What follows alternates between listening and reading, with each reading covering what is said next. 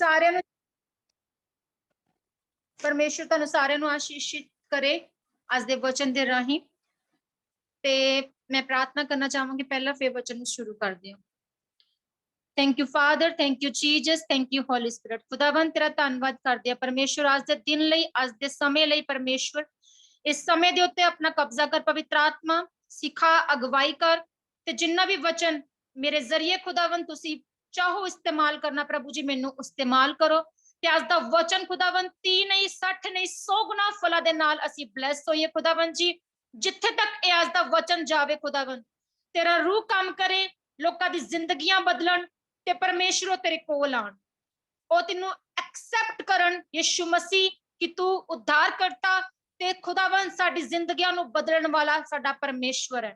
मेरे परमेश्वर पवित्र आत्मा जी मदद करना, सहायता करना, इस समय नू तुहाडे हत्थां विच सौंपदे हां, मंगदे यीशु नाम दे विच, आमीन। हालेलुया। आज दा वचन है कि यूहन्ना दे विचों असीं पढ़ांगे।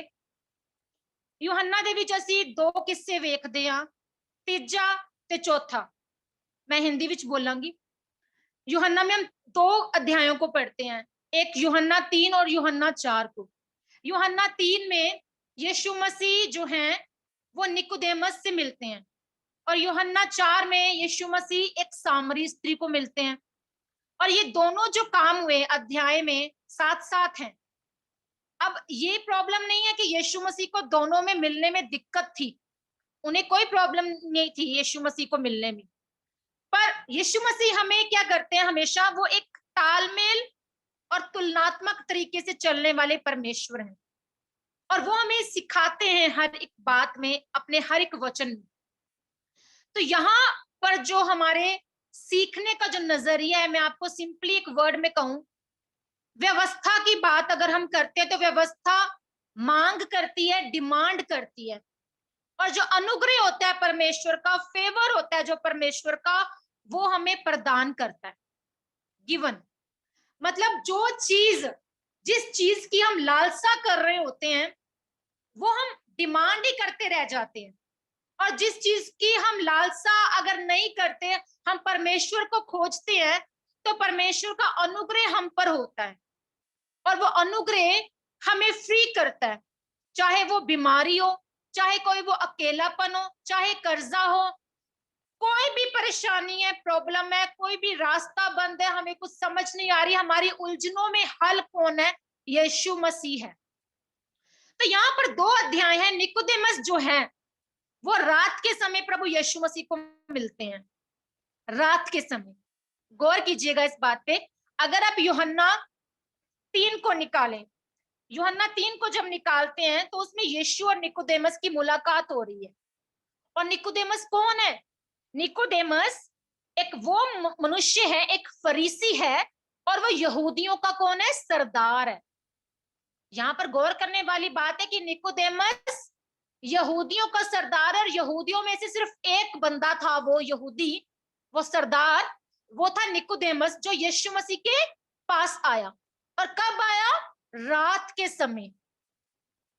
और वहां पर वो आगे क्या कहता है? कहता है, हे रब्बी, हम जानते हैं कि तू परमेश्वर की ओर से गुरु होकर आया है, क्योंकि कोई इन चिन्हों को जो तू दिखाता है, यदि परमेश्वर उसके साथ ना हो तो दिखा नहीं सकता। यहां पर निकोदेमस क्या कहता है कि हे रब्बी, हम जानते हैं। अब यहां पे गौर करने वाली बात है कि फरीसी सब कुछ जानते थे, उन्होंने कभी यीशु मसीह पर विश्वास नहीं किया। बहुत किस्सों में आप देखेंगे कि वो हमेशा यही कहते कि हे परमेश्वर, हे रब्बी, हम जानते हैं, हम जानते हैं कि तू परमेश्वर की ओर से आया है। तो आगे यीशु मसीह क्या कह रहे हैं? यीशु मसीह कहते हैं, उत्तर देते हैं कि मैं तुझसे सच सच कहता हूं कि यदि कोई नए सिरे से ना जन्मे तो परमेश्वर का राज्य नहीं देख सकता। क्या कहा यीशु मसीह ने निकोदेमस को? वो आया नहीं यीशु मसीह के पास, पर पूरे मन को खोलकर नहीं आया, पूरे दिल से नहीं आया। वो कहता कि हम जानते हैं, हम जानते हैं। जब ये बात आ जाती ना, उसके अंदर क्या था? अभी घमंड था, मैं थी, और परमेश्वर उसको एक तरह से यीशु मसीह क्या कर रहे हैं, डांटते हैं उसको, बहुत सी बातें समझाते हैं उसको स्वर्ग और पृथ्वी की इस अध्याय में। तो यीशु मसीह कह रहे हैं कि तुम्हें नए सिरे से जन्म लेने की जरूरत है, और जब तक कोई मनुष्य जल और आत्मा से ना जन्मे तो वो परमेश्वर के राज्य में प्रवेश नहीं कर सकता। और निकोदेमस ने उसको उत्तर दिया, इसको, यीशु मसीह को, कि ये बातें कैसे हो सकती हैं। तो यीशु मसीह ने कहा कि तू इस्राएलियों का गुरु होकर भी क्या इस बात को नहीं समझता। अब हमने तो यहाँ पर देखा कि निकोदेमस की किस मन को लेकर वो यीशु मसीह के पास आया और रात के पहर में आया। आगे हम अध्याय पढ़ते हैं, देखें, वहां पर यीशु मसीह क्या थे, संतुष्ट नहीं हुए यीशु मसीह। तब वो यहूदिया को छोड़कर फिर गलील को चला। अब ये अध्याय हम पढ़ते हैं जब सामरी स्त्री से मुलाकात हो रही है। जब सामरी स्त्री से मुलाकात हो रही है तो वहां पर अब आपको ये सोचने की या ज्यादा गौर देने की बात नहीं है कि वो यहूदिया को छोड़ के गलील की ओर क्यों गए, क्योंकि वो वहां पर असंतुष्ट थे निकोदेमस की सोच से, वो असंतुष्ट थे फरीसियों की सोच से कि तुम मेरे पास तो आए पर पूरे मन को खोल कर नहीं आए, तुम आशीष को लेने नहीं आए, तुम अनुग्रह को लेने नहीं आए, तुम जानने नहीं आए कि परमेश्वर कौन है और वो कहां से आया, मैं कौन हूं, कौन नहीं हूं, तुम ये नहीं जानना चाहते। निकोदेमस आया आधे अधूरे मन के साथ, इसलिए वो असंतुष्ट होकर गलील को चले गए, क्योंकि वहां जाना भी जरूरी था। परमेश्वर हमारे पास आते हैं कई बार, पर परमेश्वर ने कहा कि तुम मेरी ओर झुको तो मैं तुम्हारी ओर झुकूंगा। परमेश्वर ने पहले ये नहीं कहा कि मैं तुम्हारे पास पहले आऊंगा फिर तुम मेरे पास आओ। जो प्यासा हो वो जीवन जल को ले। अब यहाँ पर हम सामरी स्त्री को देख रहे हैं, उसको सामरिया से होकर जाना जरूरी था प्रभु यीशु मसीह को, और वो सुखार नामक सामरिया के एक नगर तक आया जो उस भूमि के पास है जिसे याकूब ने अपने पुत्र यूसुफ को दिया था। हालेलुया। और याकूब का कुआं वहां पर था जिसको वो पूर्वज समझते थे। मतलब उस समय यहूदी जो थे वो सामरियों के साथ जो है कोई कनेक्शन नहीं था उनका, वो कोई मतलब कनेक्ट नहीं थे और बुरा समझते थे कि अगर कोई बात भी कर ले यहूदी सामरियों के साथ। कहा जाता था कि यहूदियों के लिए ही सिर्फ परमेश्वर आए हैं, पर उद्धार हर किसी के लिए है। अब यहाँ पे छठे घंटे के लगभग सामरी स्त्री वहां कुएं पे पानी भरने के लिए आती है। छठा घंटा मतलब बहुत दोपहर थी, दिन का वक्त था, दोपहर थी। अब हर जो लेडीज है वहां पे कुएं पे पानी भरने कब जाती हैं, अभी भी अगर गांव में हम देखें तो सुबह के वक्त जो है लेडीज जाती हैं। तो वो जो लेडी थी, सामरी औरत थी, वो गई दोपहर के वक्त में, क्योंकि उसको लगता था, क्योंकि वो डरती थी लोगों से, वो लोगों को बुलाती नहीं थी, और वो डर के मारे कि उसके अंदर पाप है, उसके जीवन में पाप है, वो जानती थी। वो कब गई, कब जाती थी पानी भरने, दोपहर के वक्त, ना कि सुबह के वक्त। तो यहाँ पर यीशु मसीह हमें ये समझाना चाह रहे हैं। अभी देखना आगे आगे जब वो सामरी औरत से बात करते तो वो उसे किस लेवल तक लेकर आते। अब हम यहाँ पे दोनों अध्यायों में मैं आपको तालमेल बता के यीशु मसीह की सोच को बताना चाहती हूँ, उनके समझाने के तरीके को समझाना चाहती हूँ आपको, कि यहाँ पर निकोदेमस को तो वो डांटते हैं, वो डांट से उसको कहते हैं और वो असंतुष्ट हो जाते हैं उसकी बात से, पर सामरी स्त्री को वो कैसे समझाते हैं, उसके पापों का खुलासा तो करते हैं सच सच, पर क्या करते हैं, उसे प्रेम से समझाते हैं। सामरी स्त्री को वो प्रेम से समझाते हैं। और यहाँ हम देखते हैं कि सामरी स्त्री जल भरने आई और यीशु ने उससे कहा, मुझे पानी पिला। यीशु मसीह आपसे आज पानी मांगने आ सकते हैं।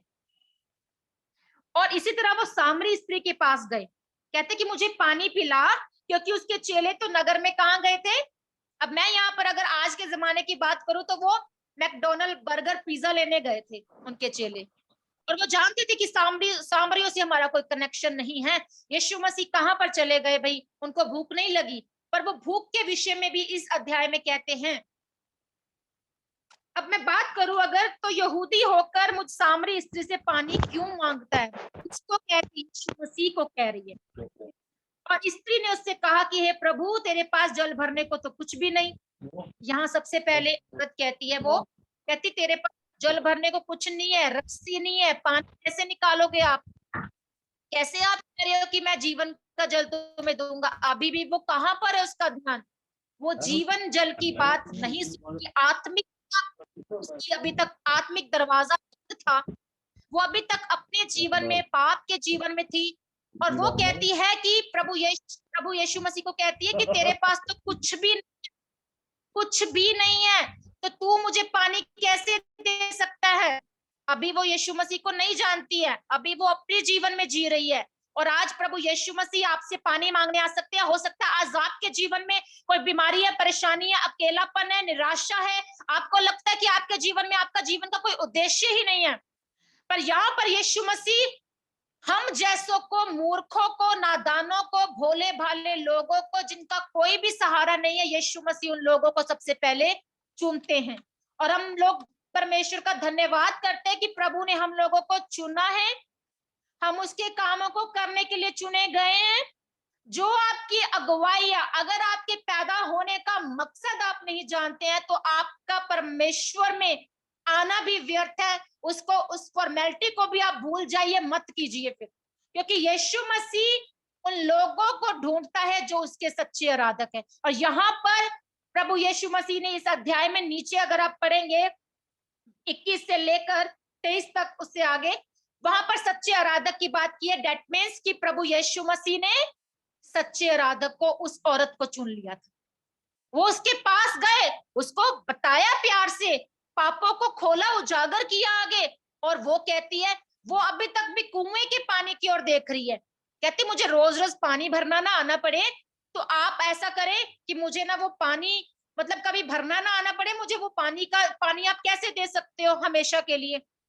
यीशु मसीह आगे कहते हैं कि यीशु ने उसको उत्तर दिया, जो कोई ये जल पिएगा वो फिर प्यासा ना होगा। Hallelujah, praise the Lord. परंतु जो कोई उस जल में से पिएगा जो मैं उसे दूंगा, वो फिर अनंत काल तक प्यासा ना होगा। यही बातें वो निकोदेमस को भी समझा के आए। देखें आप, कितनी बड़ी बात। दो इंसान दो इंसान एक इंसान यीशु मसीह के पास आ रहा है, और सामरी औरत के पास यीशु मसीह जा रहे हैं। देखिए हमारा परमेश्वर कितना महान है कि वो किस तरह से हमें दो अध्यायों में, दो बातों में, दो इंसानों में, दो परिस्थितियों में, उनके नेचर वाइज हमें समझाने की कोशिश कर रहे हैं कि मैं कैसे इंसानों को पसंद करता हूं, मैं कैसे इंसानों को चाहता हूं कि वो मेरी सेवा करें। तो यहाँ पर हम आगे देखते हैं कि हे प्रभु, वो मुझे जीवन का जल दे देना, मैं प्यासी ना हूं, ना जल भरने को इतनी दूर जाऊं। अभी भी वो उस बात को ना समझी। प्रभु यीशु मसीह उसे बातों बातों में नीचे लेकर आ रहे हैं, उसे प्यार से समझाने की कोशिश कर रहे हैं। और फिर यीशु मसीह कहते हैं, जब वो कहती ना कि जीवन का ये जल मुझे दे दो प्रभु, मुझे बार बार पानी भरने ना आना पड़े, तो यीशु मसीह क्या कहते हैं कि जा अपने पति को यहाँ बुला ला। अब वो उस पॉइंट पर आए। स्त्री ने उत्तर दिया कि मैं बिना पति की हूं। यीशु ने कहा कि तू ठीक कहती है। देखिए कितनी बड़ी बात परमेश्वर ने कितनी खूबसूरती से कहा। अगर हम इसे ग्रीक लैंग्वेज में पढ़े ना, ठीक ही कहती है, ठीक ही कहती का मतलब है कि बहुत अच्छे ढंग से बात कह दी।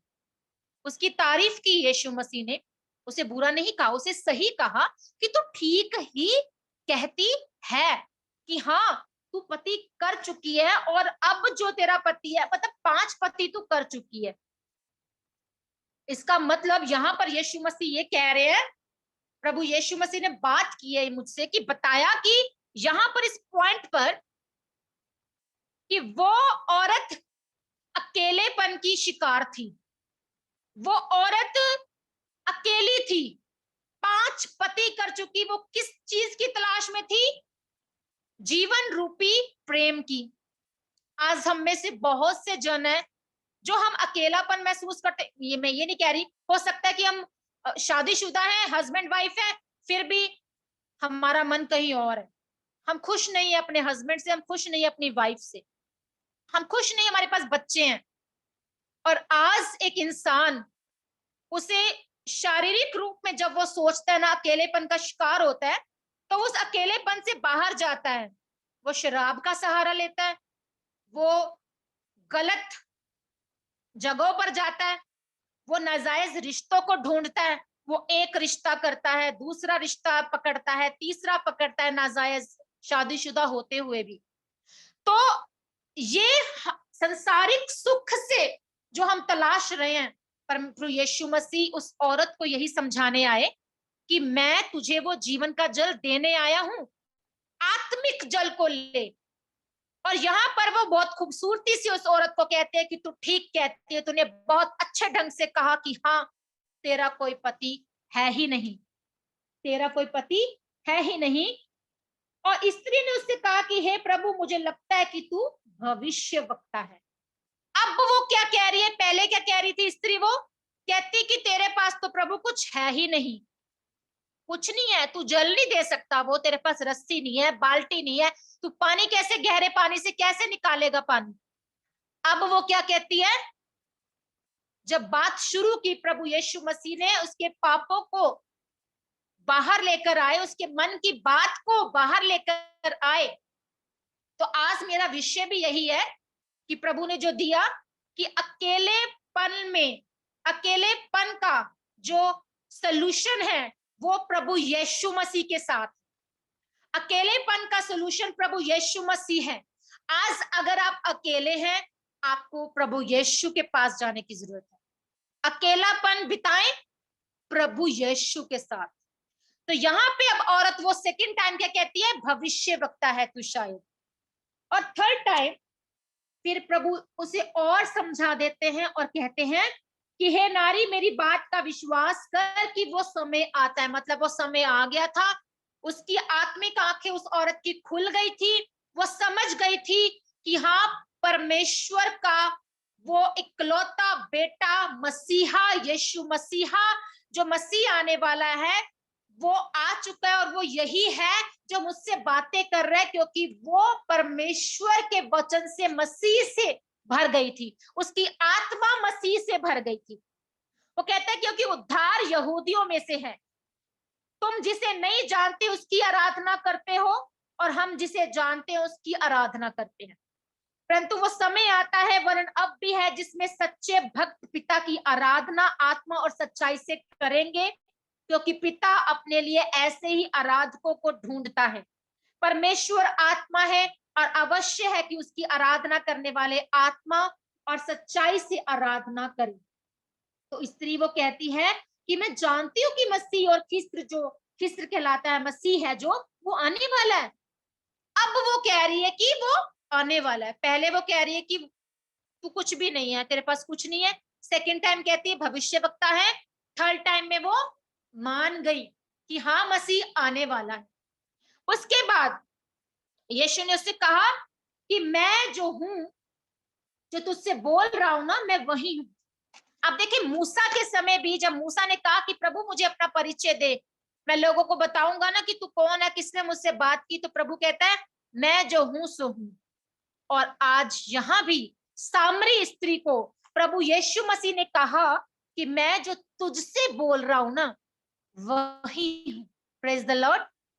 ये बात कितनी अद्भुत है, कितनी इफेक्टिव है, ये गहरा भेद है। ऐसी बातें, छोटी छोटी ये पॉइंट्स जो होते हैं ना, ये बातें छू लेती है आत्मा को कि परमेश्वर यहाँ पर कितनी कितनी अलग बात कर रहे हैं कि मैं जो हूं सो हूं। वो मूसा से कही थी उस समय बात, आज वो सामरी स्त्री से कर रहे हैं। और थर्ड अध्याय में, यूहन्ना 3 में हम क्या देखते हैं, निकोदेमस ने ये आवाज नहीं सुनी। किसने सुनी? सामरी स्त्री ने ये आवाज सुनी। और वो आगे कहते कि चेले आ जाते हैं, चेले आते हैं, पर वो जब ये बात को सुनती है, उसका मन, आत्मा किससे भर गई? मसीह से भर गई। उसके आत्मिक दरवाजे खुल गए, आत्मिक आंखें खुल गई, वो जान गई कि यीशु मसीह कौन है। और इतने में उसके चेले आ गए और अचंभा करने लगे कि स्त्री से बातें करते हैं कि तो भी किसी ने ना पूछा तू क्या चाहता है या किस लिए उनसे बात करता है। और स्त्री वो घड़ा छोड़ के नगर को चली गई। आप यहाँ पे 2 पॉइंट मैं आपको क्लियर करूंगी। निकोदेमस जो कि नहीं समझा कि प्रभु ने इतनी गहरी बातें भी आत्मिक कर ली, पर उसकी आत्मिकता जो है वो नहीं भरी मसीह से। वो आया जरूर यीशु मसीह के पास, अभी वो कच्चा विश्वासी था। उसने वो वर्ड नहीं सुने कि प्रभु यीशु मसीह उससे कहते, वो विश्वास करता उसी समय उसी घड़ी जब यीशु मसीह बातें कर रहे थे कि मैं कौन हूं, परमेश्वर कौन है, क्या तुम्हारा कनेक्शन है, स्वर्ग की बातें क्या है, धरती की बातें क्या, वो नहीं जान पाया, क्योंकि वो परमेश्वर में चाहे नया था पर कच्चा था, अभी तक कच्चा विश्वासी था। और यहाँ पर सामरी स्त्री उसी समय उसी घड़ी वो प्रचारक बनी। कोई जरूरत नहीं है, आज हम कहते कि बाइबल स्टडी की जरूरत है। मैं ये नहीं कहती बाइबल स्टडी मत करो भाई फिर जाके पास्टर बनो। हम पास्टर्स लोगों के लिए, जो प्रचारक है, जो इवेंजलिस्ट है, उनके लिए मैं एक ये आज मैसेज दूंगी। जब परमेश्वर का अनुग्रह और फेवर उतरता है तो परमेश्वर अपने लोगों को इस्तेमाल करते हैं, जो उस पर विश्वास लाते, ईमान लाते हैं, उसी समय उसी घड़ी उनका जीवन बदलता है। और वो अनुग्रह परमेश्वर का उस औरत के ऊपर हुआ। अद्भुत अद्भुत बात, वो अनुग्रह हर कोई इजिली नहीं पाता है।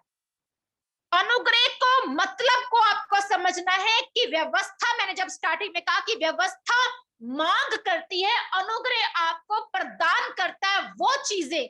जब आप मसीह से भरते हैं, जब आप आत्मा से भरते हैं, तो परमेश्वर आपको उन चीजों से बाहर निकालता है जिसके लिए आप संघर्ष कर रहे हैं। आप नाजायज रिश्तों में हो सकते हैं, आप शराब पीते हो सकते हैं, ड्रग्स ले सकते हैं, नशा कर रहे हैं, भयंकर से भयंकर कैंसर है आपको, आज कोई भी बड़ी बीमारी है, आपका रिश्ता नहीं हो रहा, आप निराश हो गए, आपके विदेश जाने के काम नहीं बन रहे हैं, आप संघर्ष में जीवन को जी रहे हैं और सिर्फ एक पॉइंट को लेकर बैठे हैं कि प्रभु ने मेरा वीजा नहीं दिया, प्रभु ने मेरी शादी नहीं कराई, प्रभु ने मेरे साथ ये नहीं किया। अरे भाई, आपने अब तक परमेश्वर को क्या दिया? क्या आप परमेश्वर पर वचन को सुनकर सिर्फ छोड़ दिया? क्या परमेश्वर के सच्चे आराधक आप बने? अगर आज आपको परमेश्वर में छुटकारा चाहिए तो सबसे पहले पवित्र आत्मा का अनुग्रह मांगे। जब मसीह से आप भर जाएंगे तो मसीह से भरने वाला इंसान कभी खाली नहीं रहता। वो परमेश्वर जो आत्मिकता, वो आत्मिक जल, जीवन का जल जिसने दे दिया, वो आपको तमाम आपके संघर्ष से, आपकी प्रॉब्लम से आपको बाहर निकाल देगा। जो इंसान ये बात को समझ जाता है वो परमेश्वर में अनुग्रह ही अनुग्रह से भरता जाता है। और इस सामरी स्त्री में देखें कि उसने उसी समय उसी घड़ी विश्वास किया, वो भागी नगर में कि देखो देखो, वो लोगों से डरती थी क्योंकि वो पापी थी, अपने आप को पापी समझती थी। परमेश्वर ने उस पर अनुग्रह किया, उसे आत्मिकता से भरा आत्मिक जल का जो दान है उसको दिया, क्योंकि वो तरस रही थी प्रेम के लिए, तरस रही थी शारीरिक सुख के लिए, तरस रही थी वो संसारिक सुखों के लिए। वो प्यासी थी किसकी? प्यार की। परमेश्वर ने उसे किससे भरा? अपने प्रेम से। जब आप लालसा करते हैं ना किसी चीज की, लालसा करते हैं, परमेश्वर से बात करें। आप गुस्से से भर गए हैं, परमेश्वर से बात कर ले। आपका मन नहीं है, परमेश्वर से फिर भी बात करें कि प्रभु मेरा मन नहीं है पर मैं आपसे बात करता हूं। परमेश्वर, आज मैं निराश हूं, आज मैं दुखी हूं, परेशान हूं, परमेश्वर से बात करें। जब आप परमेश्वर से बात करेंगे, परमेश्वर आपको प्रदान करेगा वो चीजें जिसके आप चीजों के लिए फाइटिंग कर रहे हैं। परमेश्वर आपको अगुवाई करेगा। आपने बहुत से खुदा के दासों ने ये अप्लाई करके देखा होगा कि पवित्र आत्मा की आवाज बहुत हल्की सी होती है। जब आप पवित्र आत्मा से भरते हैं, जब आप उसकी अगुवाई से भरते हैं, जरूरी नहीं है आज आप बाइबल स्टडी करें और आपके पास मतलब कि ये हथियार है हम आपको डेली पढ़ना है। सिर्फ पढ़ना नहीं है, पढ़ के छोड़ना नहीं है उस चीजों को, उस पर अमल करना, उसको उसके भेदों को जानना, छोटी छोटी वो जो बातें हैं, जो गहरी भेद है उसको जानना है, उस पर काम करना है और परमेश्वर से बात करना है। आप परमेश्वर के अनुग्रह को अपने जीवन में फिर देखते हैं। यहाँ पर हम देखते हैं कि वो भागी भागी गई और कहता है कि मेरा भोजन ये है। जब चेले उसको दे रहे हैं भोजन, और यीशु मसीह क्या कह रहे हैं कि मेरा भोजन ये है कि अपने भेजने वाले की इच्छा के अनुसार चलो, इसका काम पूरा करो। यहाँ पर प्रभु यीशु मसीह उसके काम को पूरा कर रहे हैं। हम निकोदेमस के बारे में जानते हैं। निकोदेमस ने क्या है, अभी वो गुप्त विश्वासी है। गुप्त विश्वासी का मतलब जब हम अध्याय 7 में पढ़ते हैं, 7 में पढ़ते उसका 50 वर्ष लिखा है कि निकोदेमस ने जो पहले उसके पास आया था और उनमें से एक था, उनसे कहा। देखे यहाँ वचन में भी पवित्र आत्मा बात कर रहा है कि यहूदी अगुवों का अविश्वास, जो यहूदी अगुवे थे वो अविश्वासी थे, वो विश्वास नहीं करते थे कि परमेश्वर का ये पुत्र है, यीशु मसीह है, ये मसीहा है, वो विश्वास नहीं करते थे। सिर्फ उनमें से एक था यहूदियों का सरदार निकोदेमस, जो कि गुप्त विश्वासी था और वो बाहर नहीं आया था। उसने परमेश्वर की प्रेज नहीं की, उसने यहूदियों में जाकर चिल्लाया नहीं कि हाँ मुझे प्रभु मिले हैं, यीशु मसीह ये मसीहा वही है जिसकी हम बात कर रहे हैं, जिसको हम खोज रहे हैं। पर वो क्या कहता है कि निकोदेमस ने जो पहले उसके पास आया था उनमें से एक था, उनसे कहा कि क्या हमारी व्यवस्था किसी व्यक्ति को जब तक पहले उसकी सुनकर जान न ले कि वह क्या करता है दोषी ठहराती है। मतलब वो चाहता था कि यीशु मसीह को दंड की आज्ञा ना मिले, दोष उन पर ना लगाया जाए। वो फेवर तो करता है, थोड़ा सा हक में आता है, पर खुलकर नहीं आता। यहाँ पर वो एक गुप्त विश्वासी है। आज आप कैसे विश्वासी हैं, आपको खुद से बात करनी है। क्या आप परमेश्वर की प्रेस करने वाले विश्वासी हैं? क्या आप परमेश्वर को हर समय आगे रखने वाले विश्वासी हैं? क्या आप परमेश्वर की जो भी परमेश्वर ने आपके जीवन में गवाही दी, क्या आप उसको बताते हैं लोगों में, उस चीज को, उस बातों को? यहाँ पर हम फिर देखते हैं निकोदेमस के बारे में। मैं आपको बताऊंगी कि निकोदेमस कैसा था। ये बातें प्रूफ करती कि वो कैसा था। वो अंत में उद्धार पाता है निकोदेमस, अंत में, जब प्रभु यीशु मसीह मारे जाते हैं, गाड़े जाते हैं। और यहाँ देखिए अरिमतिया का यूसुफ, जो यीशु का चेला था, वो बहुत अमीर व्यक्ति था। जब प्रभु यीशु मसीह दोपहर के शाम के वक्त जो की है वो क्रूस पर चढ़ाए गए, उनके क्रूस पे चढ़ाए जाने के बाद जब वो उनका जो शव था, यहूदियों के डर से इस बात को छिपाए रखता है यीशु का चेला, और पिलातुस से विनती की उसने। उसने क्या किया, वो शव को ले गया, वो शव को ले गया। देखे यूसुफ जो अरिमतिया का बहुत अमीर व्यक्ति था, वो चेला था यीशु मसीह का, वो उद्धार को पाया उसी समय उसने भी, क्योंकि वो यीशु मसीह की उस शव को लेकर गया। और कहां लेकर गया, उस कब्र में जो कि अभी तक खाली थी। देखिए अब यहां पर भी मैं आपको एक गहरा भेद पवित्र आत्मा का बताऊंगी कि वो कब्र जो खाली थी, अभी तक खाली थी, और वो कुंवारी कोख, मरियम के थ्रू जब यीशु मसीह उस कोख से आए, वो भी कुंवारी थी, और जब वो उनके शव को रखा गया, वो भी कुंवारी थी। Praise the Lord. तो ये बहुत बड़ा परमेश्वर की बात, ये भेद जो मैंने आपसे बताया, कि यहाँ पर मैं आपको ये बता रही हूं कि उसके बाद जो निकोदेमस है वो क्या करता है। कहते निकोदेमस भी, मतलब वो भी जो पहले यीशु के पास रात को गया था, फिर पवित्र आत्मा बता रहा है, कहते जो रात को गया था, बार बार ये बात, जो रात को गया था, जो यीशु के पास गया था। आपने इस चीज को नोट किया कि जब जब प्रभु उसके बारे में बात कर रहे हैं, इस वचन में बात कर रहे हैं, तो वो बार बार पवित्र आत्मा यहाँ बात कर रहे हैं कि निकोदेमस, वो जो रात को गया था यीशु मसीह के पास, कहते उसने 50 सेर लगभग मिला हुआ गंधरस और एलवा ले गया। मतलब वो जानता तो था कि मसीहा है, पर वो सामरी स्त्री की तरह नहीं था। वो सामरी स्त्री की तरह जो है वो नहीं था। और सामरी स्त्री जो है वो परमेश्वर के उद्धार को उसी समय देखती है अपने जीवन में। वो परमेश्वर के प्रेम को, पर मसीहत को अपने जीवन में उसी घड़ी एक्सेप्ट करती है। और जो निकोदेमस है वो कुछ नहीं कर रहा। यीशु सिखाने की यहाँ पर कोशिश कर रहा है यहूदियों के सरदार को कि मैं कौन हूं, परमेश्वर कौन है, वो गहरे भेदों को भी बता रहा है। फिर भी निकोदेमस इस बात को नहीं समझ पाया। पर जो सामरी स्त्री है वो इस बात को तुरंत एक्सेप्ट करती कि यस, मसीहा मिल गया।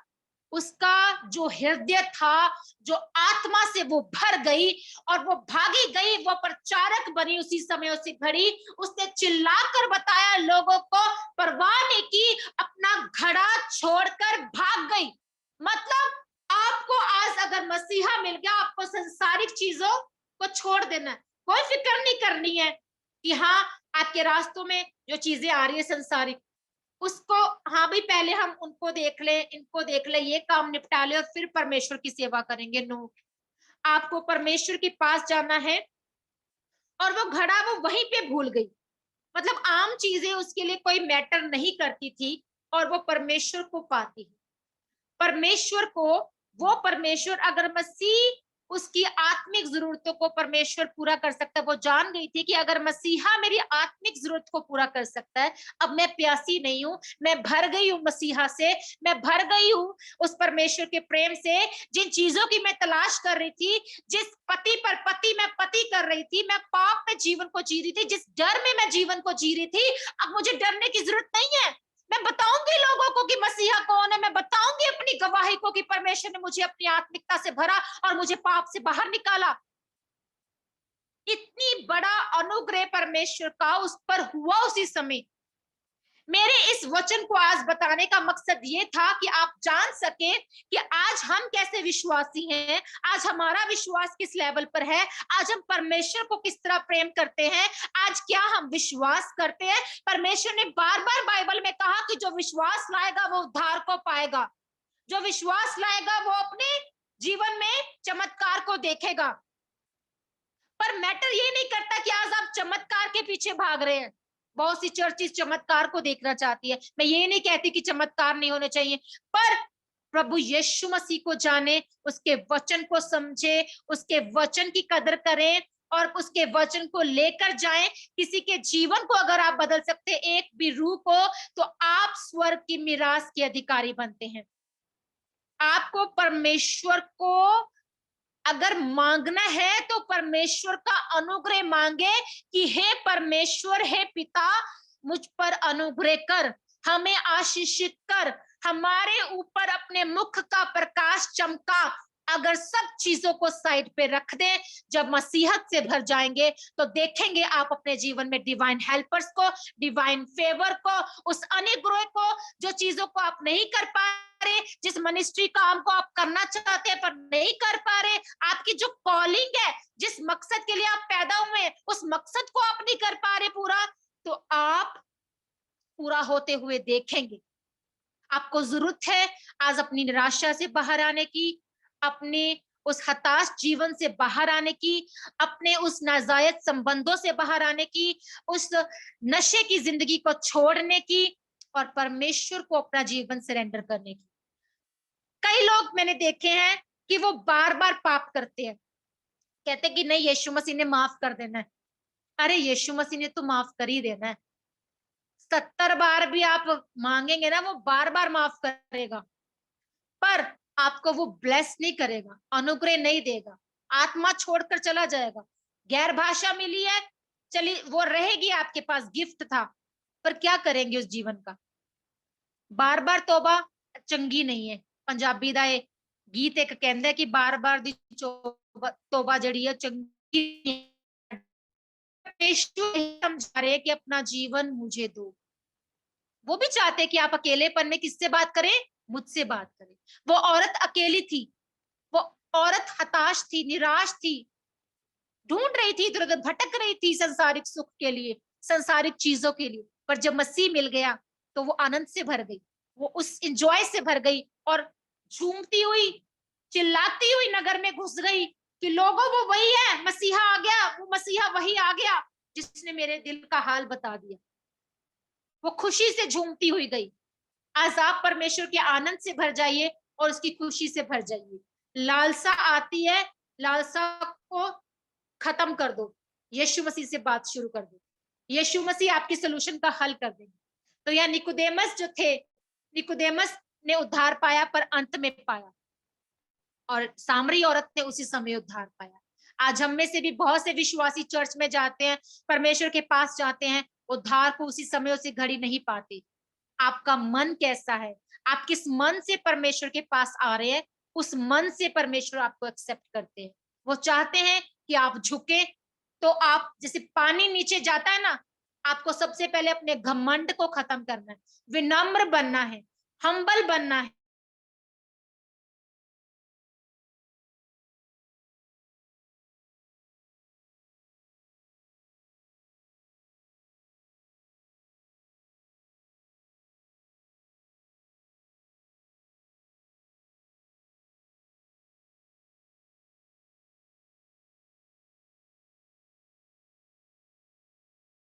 खुद है, किस तरह से ये परमेश्वर में आनंदित है। मत करे परवाह लोगों की। मैं आपको अपनी गवाही बताती हूँ, जब मेरा जीवन बदला ना, परमेश्वर ने मुझे दर्शन दिया कि मेरे पास आ। मैं बाइबल को नहीं जानती थी, हिंदू धर्म से हूँ, बहुत काम करती थी इस तरह के, व्रत रख लिए, माता के दरबार में चली गई, बहुत कुछ, बहुत कुछ। घर का पंडित कहते थे मुझे लोग। और मैं क्या करती थी, पर एक मन में ना एक खोज थी, एक प्यास थी, जैसे ये सामरी स्त्री प्यासी थी ना, ऐसे प्यास थी। जब जिस इंसान के अंदर में प्यास होती है ना, परमेश्वर उसे ना अपने आप बुला लेते। मेरे साथ भी सामरी स्त्री की तरह ही हुआ।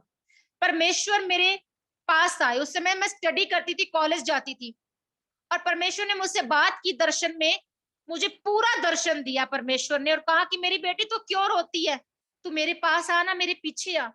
मुझे प्यार किया, मुझे गले लगाया।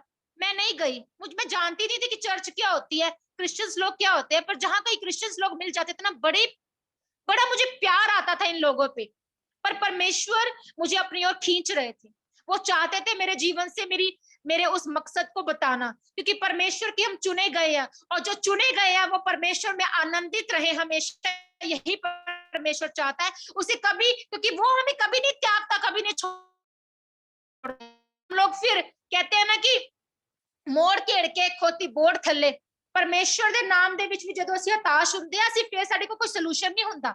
हम परमेश्वर के पास ही चले जाते हैं। मैं परमेश्वर के पास नहीं गई, वो दूसरी बार आ गए, मैं नहीं गई।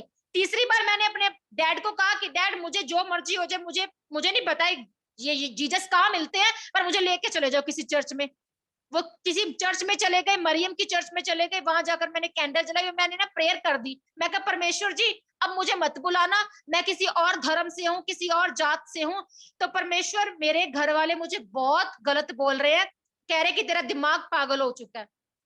मैं कहा परमेश्वर मैं इस लायक नहीं हूँ कि मैं तेरे पास आ सकूं, पर तू मुझे बहुत प्यारा लगता है। और परमेश्वर ने फिर मेरे दर्शन में मुझे नहीं आया, 3 बार वो मेरे दर्शन में आए। उसके बाद परमेश्वर ने फिर से आवाज दी, मेरे अंदर से आत्मा उठी और मैं चली गई चर्च में। उस दिन शैतान ने बहुत काम किया कि मुझे बपतिस्मा नहीं लेने देना। परमेश्वर में मेरी माँ भी मेरे साथ गई।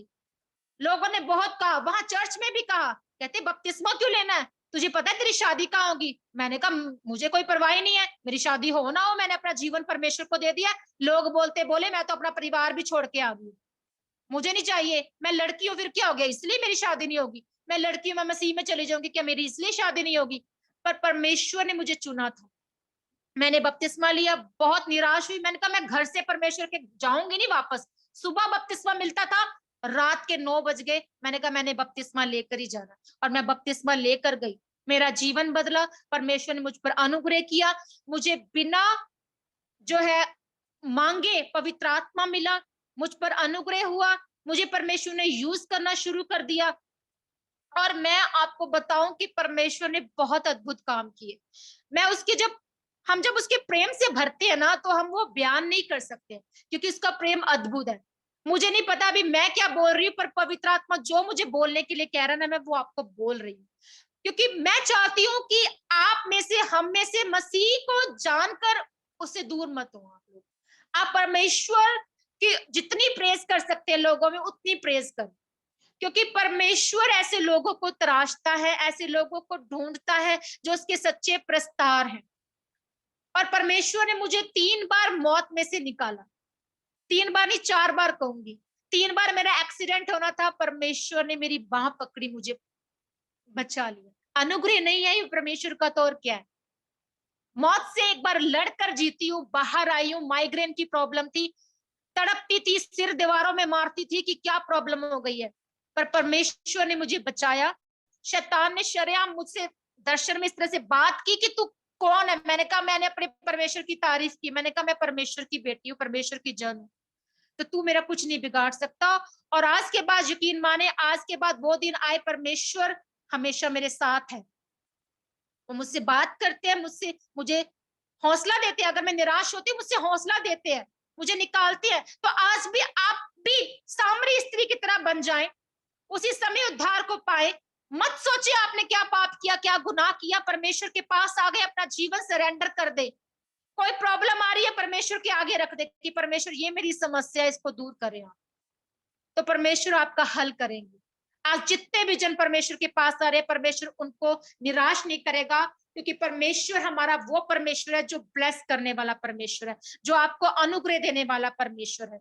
और आज के बाद आप जहां भी जाएंगे आप ब्लेस होंगे, अनुग्रह को पाएंगे, परमेश्वर के फेवर को पाएंगे। मैं आपके ऊपर घोषणा करती हूँ प्रभु यीशु के सामर्थी नाम में कि जितने भी जन इस समय मुझे देख रहे हैं और ये वचन जहां जहां तक भी जाएगा, परमेश्वर के अनुग्रह को आप देखेंगे।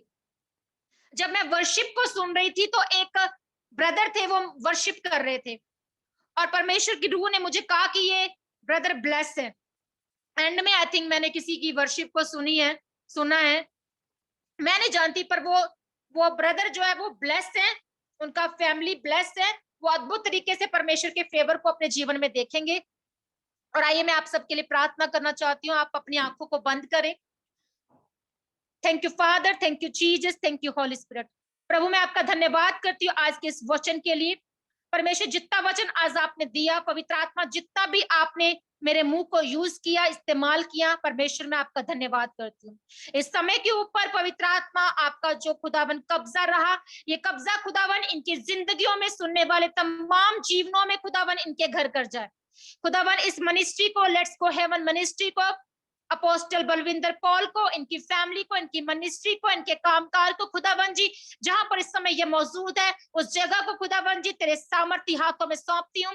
तेरे पवित्र आत्मा की अगुवाई मांगती खुदावन जी। और जितने भी बहन भाई खुदावन आज की वर्शिप में शामिल हुए खुदावन जी, वचन में शामिल हुए, परमेश्वर मैं एक एक जन को ब्लेस करती हूँ। परमेश्वर तेरा अनुग्रह इनके जीवनों को छुए, पवित्र आत्मा इनके जीवनों में विजिट करे, इनके घरों में विजिट करे, तेरे दूत विजिट करे, चंगा करने वाले दूत, सुरक्षा के दूत इनके जीवनों में कार्य करे। हर अंधकार की ताकत को मैं इनके जीवनों से डिस्कनेक्ट करती हूँ यीशु मसीह के सामर्थी नाम में। प्रभु का फेवर ये पाए, प्रभु के अद्भुत फेवर को ये अपने जीवन में देखे, और परमेश्वर ये बिग बिग बिग टेस्टिमनीज के साथ खड़े हो खुदावन जी। आने वाला समय इनका खुदावन तेरे सामर्थी नाम में आनंद से भरपूरी हो जाए खुदावन के जीवन में। खुदावन के घर के बच्चों को, नौजवानों को तेरे पाक सामर्थी हाथों में सौंपती खुदावन जी। जितने भी खुदावन मैरिड कपल है खुदावन, उनके मैरिज लाइफ को ब्लेस करते तेरे सामर्थी नाम में। हर एक निराशा इनके जीवनों से उठ जाए यीशु मसीह के सामर्थी नाम में। जितने भी रास्ते इनके बंद है वो ओपन हो जाए यीशु मसीह के सामर्थी नाम में। पवित्र आत्मा इनके जीवनों में कार्य करे और हर शैतान की योजना को मैं खत्म करती हूँ इनके जीवनों से, कि वो जाती रहे यीशु मसीह के सामर्थी नाम में। Holi ghost fire in the name of Jesus Christ. पवित्र आत्मा तेरी आग उतरे, तेरी आग उतरे, तेरी आग उतरे खुदावन, यीशु नाम की आग उतरे और हर बीमारी, हर नेगेटिविटी इनके जीवनों से खत्म हो जाए खुदावन। जितनी भी नसें इनकी ब्लॉक है इनकी बॉडी में खुदावन, राइट नाउ खुदावन जी वो नसें ओपन हो जाए यीशु मसीह के सामर्थी नाम में। हर कैंसर जैसे दिखने वाली बीमारी, हर कैंसर, हर लकवा इन्हें छोड़ के जाए यीशु मसीह के सामर्थी नाम में। खुदावन जितने भी जन इस समय ट्राई कर रहे हैं खुदावन जी कहीं भी किसी भी काम को करने की, परमेश्वर इनके कामों को पूरा करे। इनकी फाइल्स ब्लेस हो यीशु मसीह के सामर्थी नाम में। इनकी मिनिस्ट्री ब्लेस हो यीशु मसीह के सामर्थी नाम में। जहां जहां आज के बाद ये वचन को लेकर जाए, तेरे नाम में गवाही को दे, ये आशीषित हो जाए यीशु मसीह के सामर्थी नाम में। इनका जीवन 100 गुना फलों के साथ ब्लेस हो यीशु मसीह के सामर्थी नाम में। हर एक वो वेदियां जो शैतानी है वो ढह जाए इनके जीवन से यीशु मसीह के सामर्थी नाम में। हर एक पाप की दीवार ढह जाए यीशु मसीह के सामर्थी नाम में। हर वो श्राप जो खानदानी है, जो बाप दादों से इनके जीवन में एंटर करते हैं यीशु मसीह के सामर्थी नाम में, इनके जीवनों को छोड़ के चली जाए। हर वो अशुद्ध सपने इनके जीवनों से खत्म हो जाए, हर वो बुरी आदत इनके जीवनों से खत्म हो जाए, हर निराशा की स्पिरिट इनकी बॉडी से खत्म हो, इनके जीवन से खत्म हो यीशु मसीह के सामर्थी नाम में। हर वो आत्मा जो इनके जीवनों को डाउन करती है यीशु के सामर्थी नाम में इनके जीवनों से खत्म हो जाए। परमेश्वर इनके ऊपर मैं फेवर को घोषित करती हूँ यीशु मसीह के सामर्थी नाम में। परमेश्वर तेरा फेवर, तेरा अनुग्रह इनके ऊपर बोले खुदावन जी। स्वर्गीय डिवाइन फेवर इनके जीवनों के ऊपर आ जाए खुदावन जी। स्वर्गीय डिवाइन फेवर इनके जीवनों के ऊपर आ जाए परमेश्वर। पवित्र आत्मा आप इनके जीवनों को छुए, इन्हें आनंदित करे, इन्हें अपनी विजडम से भरे पिता परमेश्वर। मेरे खुदावन का बोया गया इनके जीवन में 100 गुना फलों को लेकर आए पिता परमेश्वर। ये चाहे इनका प्रार्थना का जीवन हो, चाहे फास्टिंग का हो, चाहे खुदावन जी ये अपने पैसे को खुदावन दशवांशों को खुदावन तेरे भवन में लेकर आते हैं, तो खुदावन आप इनके जीवनों में 100 गुना इनकी झोलियां भरे खुदावन जी। किसी भी रुपए पैसे की इनके जीवन में कभी दिक्कत ना हो यीशु के सामर्थ्य नाम में। ये जो कुछ भी खुदावन पाए तेरे नाम को महिमा देने के लिए खुदावन जी ले, और तेरे नाम को ऊंचा करने के लिए इस्तेमाल हो खुदावन जी। मेरे परमेश्वर इनकी आत्मिक आंखें खुल जाए पिता परमेश्वर, डिवाइन फेवर इनके जीवनों के ऊपर हो जाए, डिवाइन रास्ते इनके जीवनों के ऊपर आ जाए। जो कॉन्टेक्ट इसके काम नहीं कर रहे वो कॉन्टेक्ट इनके काम करे यीशु मसीह के सामर्थ्य नाम में। डिवाइन रिश्ते इनके जीवनों में आ जाए यीशु मसीह के सामर्थ्य नाम में। हर पेट की प्रॉब्लम आ जाए यीशु मसीह के सामर्थ्य नाम में। माइग्रेन सिर आजादी आ जाए यीशु मसीह के सामर्थ्य नाम में। खुदावन इन्हें आशीषित कर, इन्हें छू और ब्लेस कर। पवित्र आत्मा तेरे चंगा कर ले, दूत सुरक्षा के दूत इनके चारों ओर खुदावन घेरा कर ले खुदावन जी। इन्हें सुरक्षा दे मेरे खुदावन। हर एक्सीडेंट, हर एक बैड न्यूज इनके जीवन से कैंसिल करते यीशु मसीह के सामर्थ्य नाम में। गुड न्यूज इनके जीवन में फेवर करे यीशु मसीह के सामर्थ्य नाम में। खुदावन इन्हें आशीषित करते, ब्लेस करते चारों दिशाओं से खुदावन जी। इनके रुपए बैंक बैलेंस भर जाए यीशु मसीह के सामर्थ्य नाम में। इनकी रसोइयां कभी भी खाली न रहे खुदावन जी, अन्न के भंडार से भरी रहे खुदावन जी। के खत्ते भरे रहे यीशु मसीह के सामर्थ्य नाम में। इनके तंबू चौड़े हो जाए यीशु मसीह के सामर्थ्य नाम में। खुदावन तेरा धन्यवाद करते हैं। इनके बच्चे आशीषित हो जाए खुदावन यीशु तेरे सामर्थ्य नाम में। पिता आपने इन्हें आशीषित किया, इन्हें ब्लेस किया। पवित्र आत्मा आपका धन्यवाद, धन्यवाद, धन्यवाद, धन्यवाद खुदावन। आपके फेवर को ये पा रहे खुदावन, मैं जानती हूँ प्रभु जी। आप इन्हें आशीषित कर रहे खुदावन, आपका धन्यवाद करते पिता। इस फेवर के लिए आपका धन्यवाद करते पिता। आपका फेवर इनके जीवन में बोले खुदावन यीशु के सामर्थ्य नाम में। ले लो, ले लो, ले लो और ब्लेस हो जाओ यीशु मसीह के सामर्थ्य नाम में। आशीषित हो जाओ यीशु मसीह के सामर्थ्य नाम में। Thank you Father, thank you father. सारी महिमा प्रभु आपको मिले, सारा जलाल इज्जत महिमा आपको सामर्थ्य नाम को मिले खुदावन जी। धन्यवाद खुदावन, धन्यवाद खुदावन, धन्यवाद प्रभु यीशु, धन्यवाद पवित्र आत्मा, धन्यवाद यीशु, धन्यवाद यीशु, धन्यवाद यीशु। आपका धन्यवाद पिता परमेश्वर, धन्यवाद सामर्थ्य परमेश्वर। अब उस प्रार्थना में शामिल होंगे जो प्रभु यीशु मसीह ने हमें सिखाई। ऐ हमारे बाप तू जो आसमान में, तेरा नाम पाक माना जाए, तेरी बादशाहत जैसे कि स्वर्ग में पूरी होती वैसे इस धरती पर पूरी हो जाए। हमारे रोज की रोटी आज हमको दे, मैं परीक्षा में ना डाल। जिस तरह हम अपने अपराध को अपराधियों को क्षमा करते हैं, आप हमारे अपराधों को क्षमा करें और बुराई से बचाएं, क्योंकि कुदरत, बादशाहत और जलाल सदा तेरे हैं। आमीन, हालेलुया। प्रभु आप सबको आशीषित करे, आप सब ब्लेस है यीशु के सामर्थ्य नाम। God bless you all. जय मसीह।